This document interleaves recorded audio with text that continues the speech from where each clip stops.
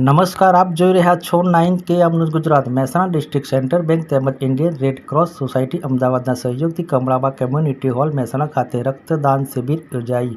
રક્તદાન એ મહાદાનના ઉદ્દેશ સાથે મહેસાણા નગરજનોએ ખૂબ મોટી સંખ્યામાં રક્તદાન કર્યું।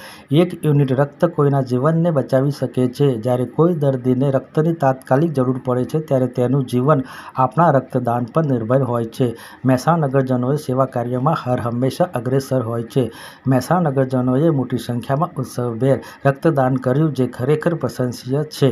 મહેસાણા ડિસ્ટ્રિક્ટ બેંકના ચેરમેન વિનોદ પટેલ રક્તદાન શિબિરને લઈ કહ્યું કે કાર્યમાં સહભાગી થનાર તમામ રક્તદાતાઓ, બેંકના કર્મચારીઓ, વ્યવસ્થાપકો અને ઉપસ્થિત સૌ નાગરિકોનો હું હૃદયપૂર્વક આભાર વ્યક્ત કરું છું। આપ સૌએ સાથે મળીને આવા સામાજિક કાર્યોમાં હંમેશા સહયોગ આપીએ અને સમાજને વધુ સશક્ત બનાવીએ।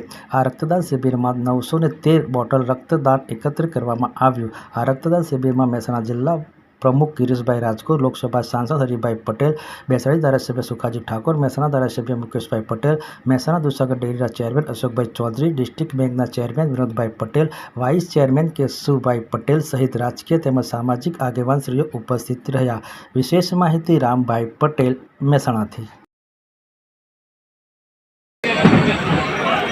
Vinodbhai, chairman district bank Mehsana. સહકાર મંત્રી અને દેશના યશસ્વી વડાપ્રધાને આંતરરાષ્ટ્રીય સહકારી વર્ષ 2025 જે સહકારિતા વર્ષ ઉજવવાનું છે નિમિત્તે ગુજરાત રાજ્યની પણ પૂરા ભારત દેશમાં તમામ સહકારી સંસ્થાઓ અનેક સેવાના કાર્યો કરી અને પ્રજાલક્ષી કામ થાય એ માટે પ્રયત્ન કરવા માટે આજે અમે નિમિત્તે